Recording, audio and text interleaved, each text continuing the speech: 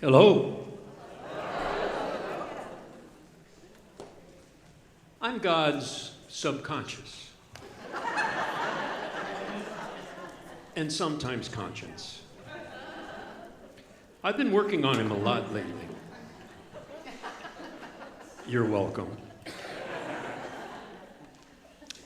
He needs to change, but he thinks all he needs is a new image. This is what he was thinking today.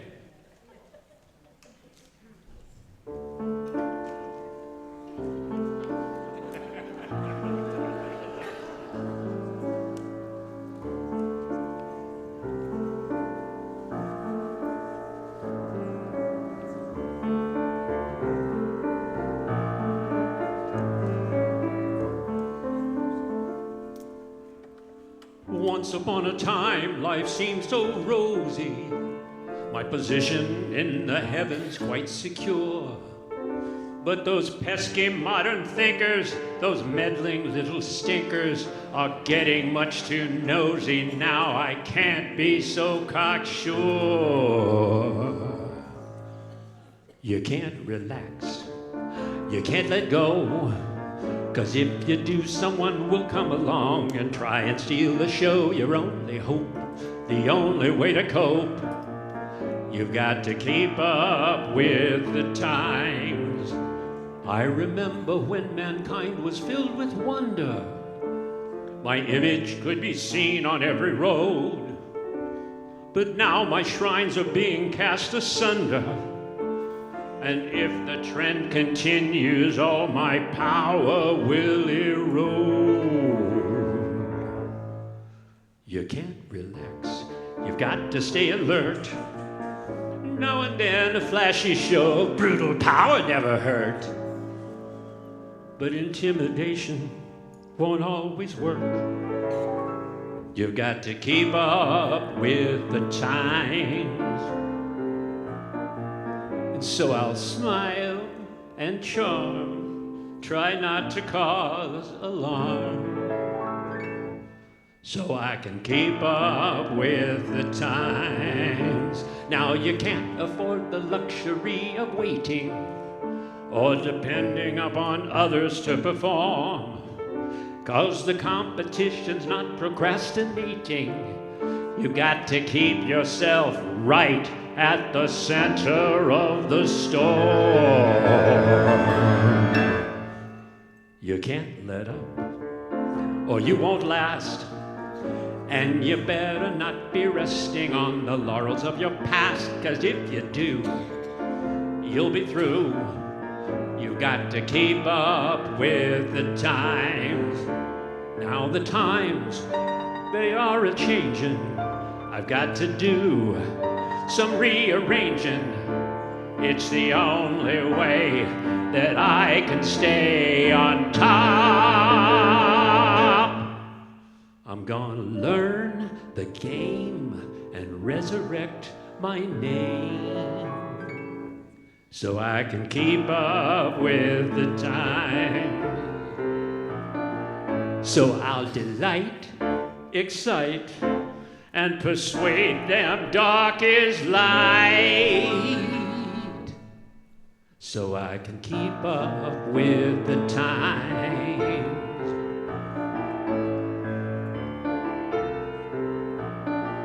I'm gonna keep up with the times.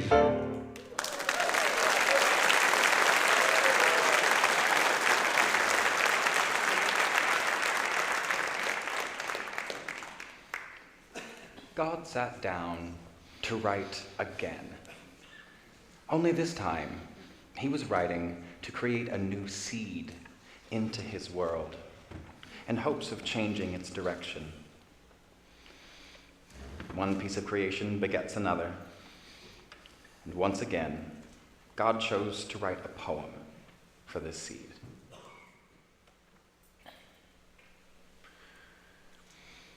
In the centennial forest, there is a tree. It doesn't know how it came to be, and it doesn't know where it wants to go. It knows it can feel, and it knows it can grow. It knows all that it can possibly know. Divine perception and intervention is a myth thought into existence by a celibate nymph, by an addict who thinks zero usage is a win, rather than defeating their weakness from within. During consumption, abstinence is the appearance of bliss to the aspiring lover who is always one kiss away from a perfect existence today. Who else better to reveal these truths than a monster irrelevant to himself? Equally toothless and ruthless, he wonders aloud inside of his own head, screaming at what's already dead inside of him. Even love is an unfair demand when it's not given freely. So at the least, he demands it from himself and can blame only himself when he falls short. If only there were a tort, for all of his mental agility is but a fancy liability, and so the boy named Sue has nothing more to do than to be. But perhaps I give too much credit to Cash.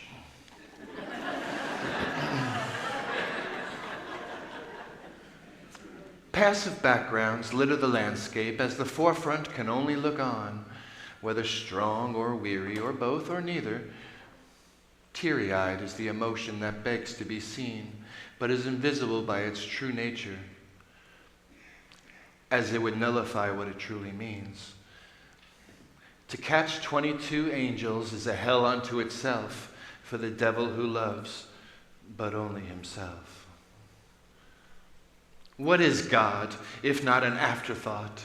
Something to blame, to bless, after a fight is fought? And what is love, if not an excuse? Something to use, to qualify, and to abuse, to question its cost after a quarter is gained or lost.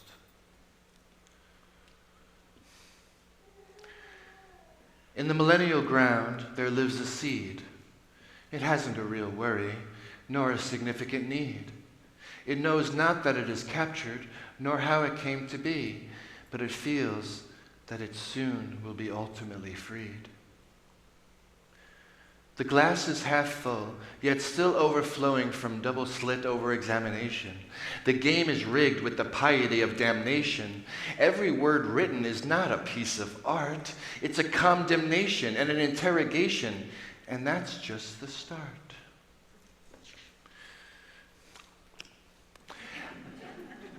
Enter the Sandman, and he says, there's only one way to be a goat, and that's to kid ourselves. So let's take all our mirror monologues and our professional prologues and our epic epilogues and put them with the rest of the logs on the fire. And watch it all burn.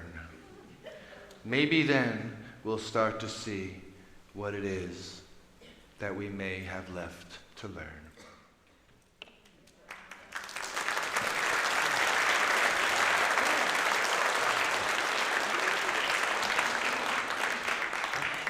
Wow, that was really deep. Amazing. I mean, your first one was deep, but this one knocked that one out of the park. Above all other guys. The depth of your deepness is just really, really deep. It's so good. So profound.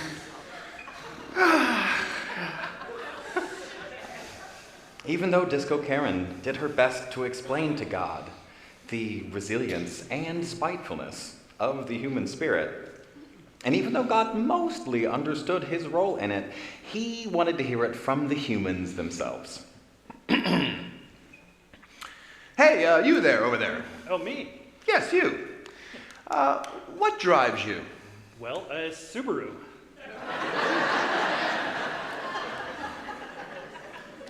Y'all are hilarious. No, I mean, what motivates you? Well, you do, my lord. Everything I do, it's for you. You are the way. That's really sweet. That's so kind of you. Thank you. Boring. But really sweet. Thank you. Hey, you over there. Tell me, what motivates you? Money. Money is evil. Money is the root of all evil. Yeah, money is evil. They're worshiping false gods. You must smite them. Just hold on. Reserve your judgment for just a moment. I actually find this really interesting. So, why does money motivate you? Because money gets me all the things I need. Right, well, that makes sense. And where do you get this money from? From other people. Right. So, in order for these other people to have that money, aren't you giving them all the things that they need? Wait, what? I don't think so. I just need money. Well, this isn't making sense now. Well, from where does this money originate? Well, that's not something we think about very much. I think the banks create it, or government creates it, or Something like that. Aha, I think I'm beginning to see the problem. You see, money is not actually evil. Money's supposed to represent the value that you're all giving to each other. It's like an IOU, like when you help a friend move and he gives you an IOU that he's going to help you next time. I mean, it just represents the value. Unless, of course, the money is centrally controlled and artificially created. In that case, my friend, in that case, you're not actually worshiping the money. Then you're worshiping the wishes and the whims of whoever creates the artificial money. Yeah.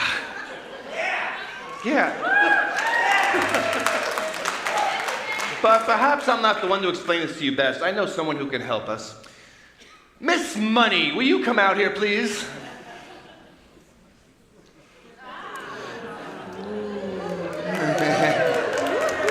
Look at her, isn't she beautiful? Isn't she absolutely beautiful? How could something so beautiful be evil? And let me tell you something. She actually looks a lot like Disco Karen. Hubba, hubba, hubba. So, you see, guys, money is not evil. It's the fraudulent manipulation of money that is evil. It is counterfeiting that is evil. As the people who get the newly created money didn't provide any value for anybody else. You see, this is why my son threw over the money changers in the temple. It's the only time he got angry. I mean, I thought you would have got the point from that. But yes, I think maybe, to make it simpler, you just need to look at it from the money's perspective. Look at it from the money's point of view. So, Miss Money, if you wouldn't mind, would you please explain to them what it's like to be you?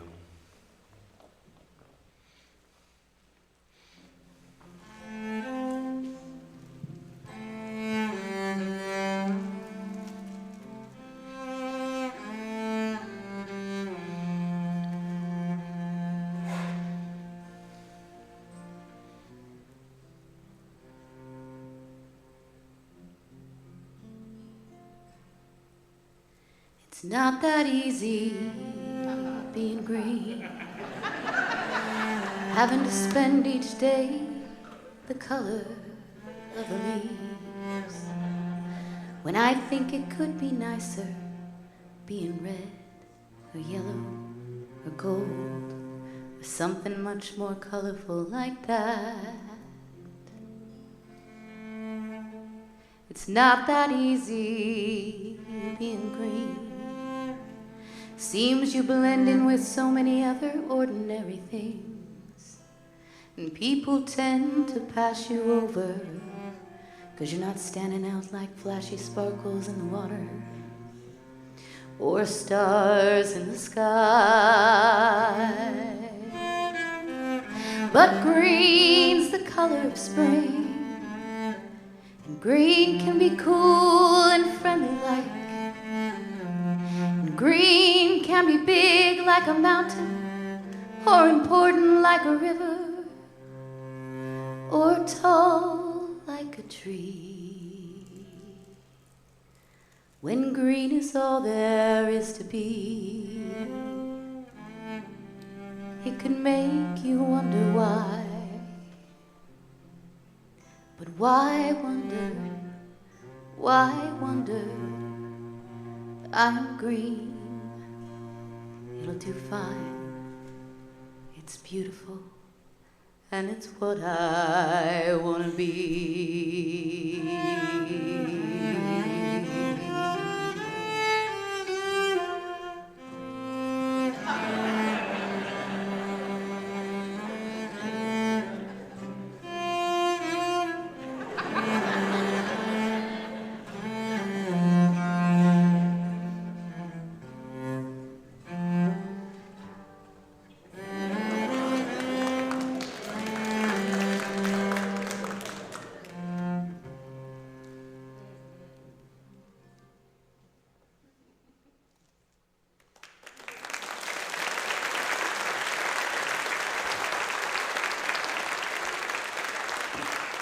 It's not easy being blue either. And so now you all see that money isn't evil. Money is actually... Wait. Keep talking. Did you No, do this entire bit as a ridiculous way to justify these ticket prices?